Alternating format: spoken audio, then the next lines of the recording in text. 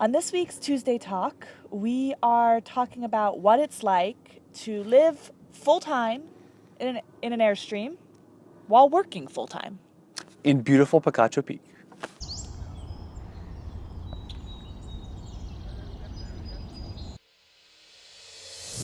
So we lived full-time in the Airstream for a year.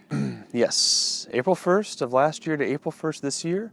And I was working full-time through December. I quit then.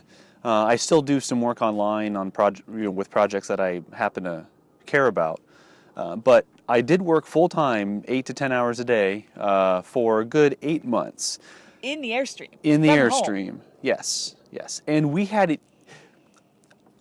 it pretty easy because we didn't travel all over the place. I didn't have to worry about internet access. Where we were in Tucson, I had good signal.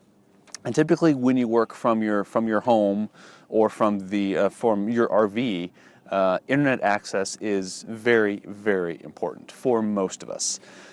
So if you don't have good connectivity where you happen to be, maybe you go to a coffee shop or a laundromat or wherever, so you can get connectivity at least a couple times a week, maybe once a day, depending on your job. For me, I pretty much had to have contact all the time. I had to stay up with my emails, stay in contact with the clients. So for me, from a connectivity standpoint, it didn't pose too much of a problem because I always had that through our 4G Verizon Wireless grandfathered unlimited plan. Yes. But other than the connectivity part, you're not going to have the huge desk, so it may not feel like your typical traditional, professional office. For the longest time, I worked at the Nook, which Dinette. For those who don't know what that is. First of all, we hated just having the dinette there because we never used it. But especially doubling the dinette as my desk wasn't ideal, but it worked. And then we finally, after I quit working full time, we finally switched it out to a more productive desk area. But I didn't have a big desktop, so I minimized a bit with my work laptop, which made it easy because they required me to work on that. But we also have our own laptops that we work on 100% now. So we've minimized our square footage, if you will, from a computer perspective by no longer using desktops. But I still have a huge, like 27-inch curved monitor. So you don't necessarily have to give up everything to work full-time from your RV. You probably will minimize a few things, but it may not be as much as you think.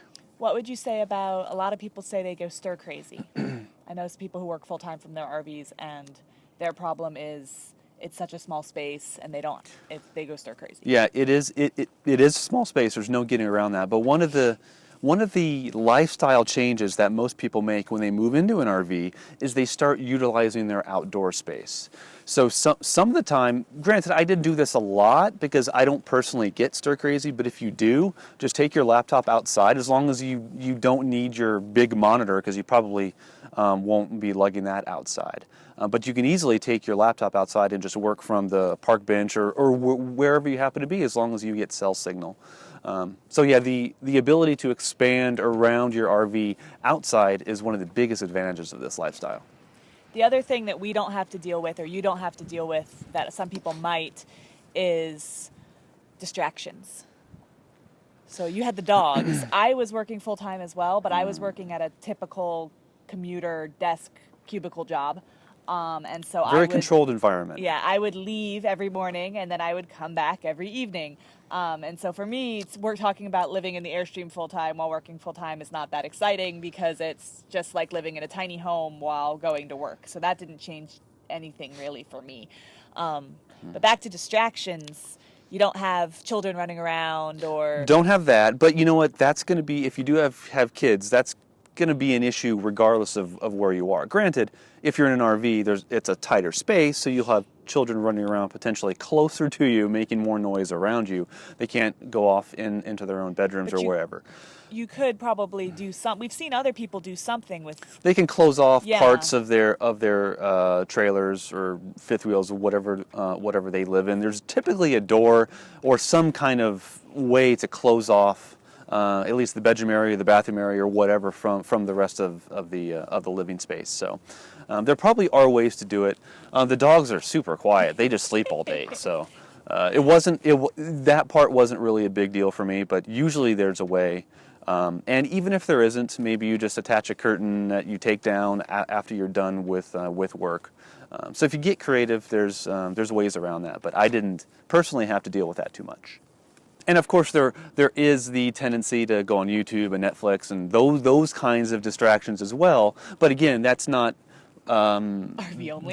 That's not RV specific. If you work from home and you don't have a boss or a manager looking over your shoulder, there's always going to be that tendency. And you know what? That's just something that you're going to have to work out on your own. I didn't have a big problem with that. But I mean, if lunch comes around, you want to throw on a YouTube while you eat, that's your prerogative. That's one of the many advantages of working remotely. But yeah, if you have the tendency to get distracted from a technological standpoint, then maybe working remotely or working from home may not be for you regardless of where you live. So we just wanted to touch on full-time work while full-time living in an RV, because as you guys know, we lived stationary for a year. We're no longer stationary. We are moving. We are moving. That's no April Fool's joke, by the way. That is true. That is true. Neither one of us are working full-time. But while we were stationary and working full-time, it still worked. In fact, we are glad we did it. We're glad we didn't stay in the house and then wait till we were both done working full-time to move into the Airstream. Correct. That was a big help. It was a huge help to just figure out this lifestyle before we actually hit the road. Mm-hmm. Yeah, now we have the luxury of going wherever we want, internet access or not. Yeah. And that's just one less stress that we have to worry about. So that's it for this week. As always, if you have questions for us, please leave them below in the comments. We're always looking for future questions for our Tuesday talks. Mm-hmm. And if you liked this video, please give it a thumbs up. Subscribe if you haven't already, because we are on the move and we're going to be showing you lots of fun stuff coming up here soon. More stuff like that. Yeah. More stuff like that. We hiked to the top of that peak over there. We did. That video will be on Thursday. Yes. And that was a haul. Yeah. Much better locations and backdrops for Tuesday talks in the future, hopefully. For sure, yeah. And with that, I think we'll end it, and we'll see you next week. Sounds good. Bye, guys. Bye.